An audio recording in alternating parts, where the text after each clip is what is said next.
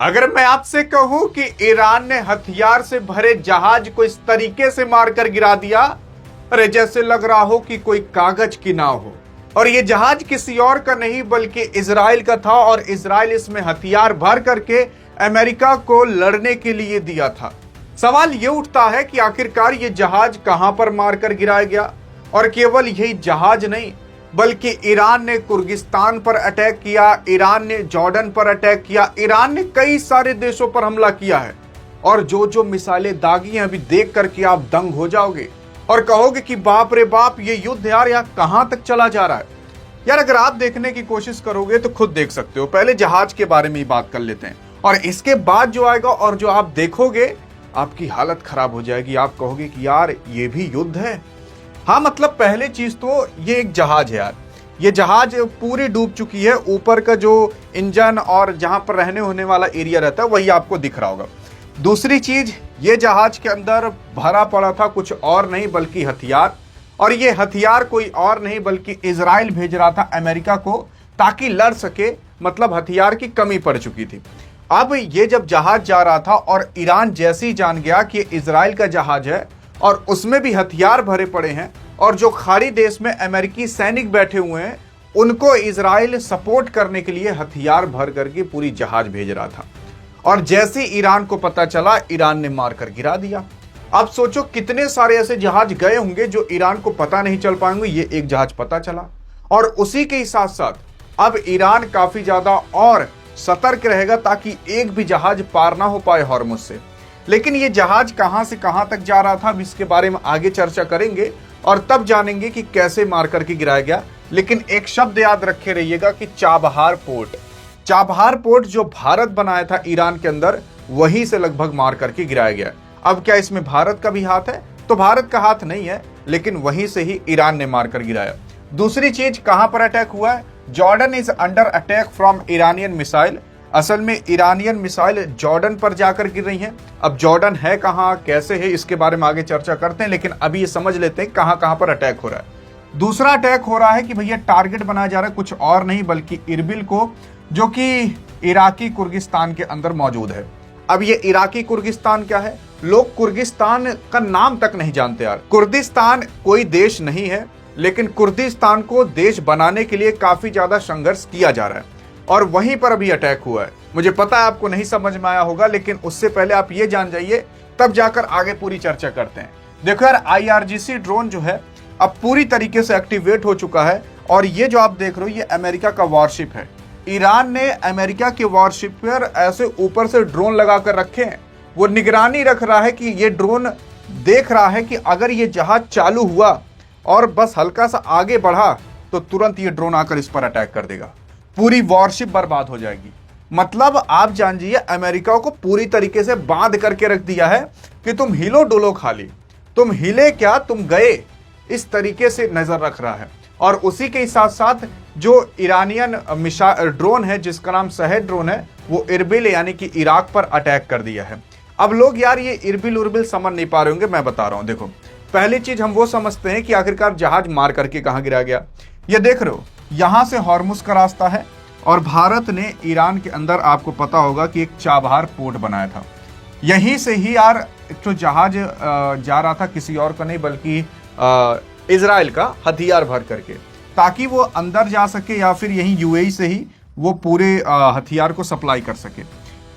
लेकिन यहीं से ही ईरान ने मार करके उस जहाज को गिरा दिया और जहाज बीच समुद्र के अंदर डूब गया। अब दूसरी खबर क्या थी? दूसरी खबर ये थी कि भैया जॉर्डन पर अटैक हो रहा है। तो आप देख रहे हो, ईरान यहां पर है और जॉर्डन यहां पर है। अब जॉर्डन में क्यों अटैक कर रहा है यार ईरान? अरे इसलिए कर रहा है कि जॉर्डन के अंदर अमेरिकी सेना है और जॉर्डन के अंदर अमेरिकी बेस है, तो इस वजह से ईरान जॉर्डन पर भी अटैक कर रहा है। अब दूसरी चीज, आप सोच रहे होगे कि इन सब देशों पर क्यों नहीं कर रहा? अरे इन देशों पर अभी कल परसों में ही किया था, जॉर्डन बाकी था, जॉर्डन पर भी कर दिया। अब बात करते हैं कुर्दिस्तान और इरबिल वाली। तो देखो यार, ये इराक है, इराक में ये जो ऊपरी वाला एरिया है यहाँ पर इरबिल है। अब इरबिल जानते हो कुर्दिस्तान का राजधानी है। अब कुर्दिस्तान कहाँ है, हमें तो मैप में कभी देखा ही नहीं है। देखो यार, कुर्दिस्तान कोई देश नहीं है, लेकिन कुर्द लोग वहां पर रहते हैं। मतलब दुनिया में देखोगे कई सारे अलग अलग लोग रहते हैं, कई सारे अलग अलग जाति के लोग रहते हैं, वैसे मुस्लिम में एक मुस्लिम है जिसका नाम कुर्द मुस्लिम है। तो वो लोग ना काफी समय से एक देश अपना बनाने की कोशिश कर रहे हैं जिसका नाम वो कुर्दिस्तान रखते हैं। तो कुर्दिस्तान मतलब कुर्द लोग, जो कुर्द मुस्लिम है, वो इराक के अंदर ऊपरी क्षेत्र में, ईरान के अंदर, और इधर आर्मेनिया और इधर तुर्की के अंदर, सीरिया के अंदर, इतने एरिया में वो लोग इस तरीके से फैले पड़े हैं, इतने एरिया में। अब क्या है कि वो लोग इतने एरिया कुर्द लोग हैं, और ये कुर्द लोग इराक के अंदर भी हैं, और इराक में ऊपरी वाले एरिया के अंदर है, और ऊपरी वाले एरिया में यहाँ पर इरबिल आता है। और इरबिल एक तो जगह है जो कुर्द लोगों के माध्यम से बनाया गया, मतलब इराक के ही अंदर है, और कुर्द लोग उस अपनी राजधानी इरबिल बनाकर रखे हैं।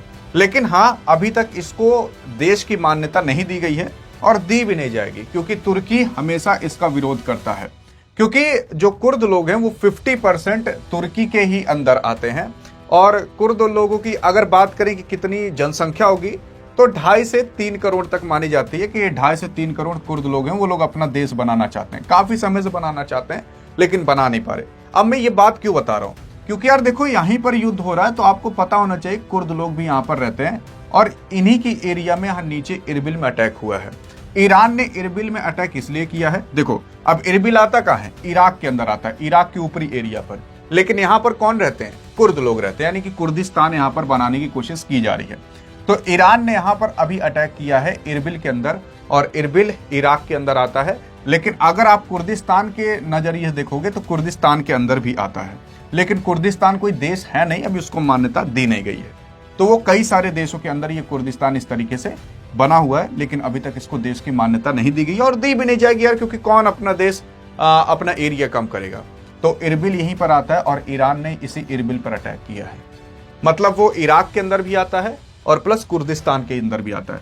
तो इरबिल जो है, इरबिल के अंदर अगर आप देखोगे अमेरिका का सैन्य बेस है, इस वजह से ईरान ने इस इरबिल पर भी अटैक किया है।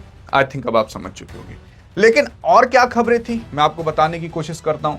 ये जहाज देख रहे हो, ये जहाज कहां पर है, ये जहाज कहीं और नहीं बल्कि ये पर्शियन गल्फ के अंदर है। ये जो पर्शियन गल्फ आप देख रहे हो ना, यहां पर अमेरिका के कई सारे जहाज हैं, और ईरान जो है उन जहाजों पर ड्रोन से नजर बनाए रखा है कि अगर यहां से कोई जहाज हिला डुला तो तुरंत अटैक हो जाएगा। और क्या ऐसा ईरान किया भी है? अरे तो कई बार किया है। यहां पर ईरान ने सख्त कह दिया है कि अगर अमेरिका का जहाज यहां से कोई भी हिला डुला, चाहे जितने जहाज हो यहां पर, कितने भी वॉरशिप हो, अगर अमेरिका यहां पर लाकर खड़ा किया है तो फिर समझ जाए हिलाए डुलाए ना उसे, नहीं तो गए वो। अब आप सोच रहे होंगे कि ईरान स्टेट ऑफ हॉर्मुज के अंदर लाया कैसे होगा? अरे तो जब युद्ध नहीं हुआ था तब तो यहां तो सब आते जाते थे, तो अमेरिका यहां पर अपने कई सारे वॉरशिप्स लाकर खड़ा किया था। और अब ईरान कह रहा है कि भैया तुम लाकर खड़ा कियो अपना वॉरशिप, लेकिन हिलाओ डलाओगे ना तो डायरेक्ट ऊपर जाओगे। तो ये पूरा का पूरा अभी तो ये सारी चीजें अभी पूरे मिडिल ईस्ट के अंदर घूम रही हैं, टहल रही हैं, और युद्ध के अंदर ये हो रहा है। लेकिन अब देखते हैं कि आपकी राय क्या है कि ये युद्ध कब तक शांत होगा। मैंने आपको कई सारे वीडियो में बताया, अगर आपने सही जवाब दे दिया कि युद्ध शांत होगा कि नहीं होगा, तो आपके कमेंट को हार्ट भी दे दिया जाएगा और पिन भी कर दिया जाएगा। देखते हैं आप सही जवाब दे पाते हो कि नहीं। अधिक जानकारी चाहिए तो इस वीडियो में मिलते हैं, तब तक के लिए जय हिंद जय भारत।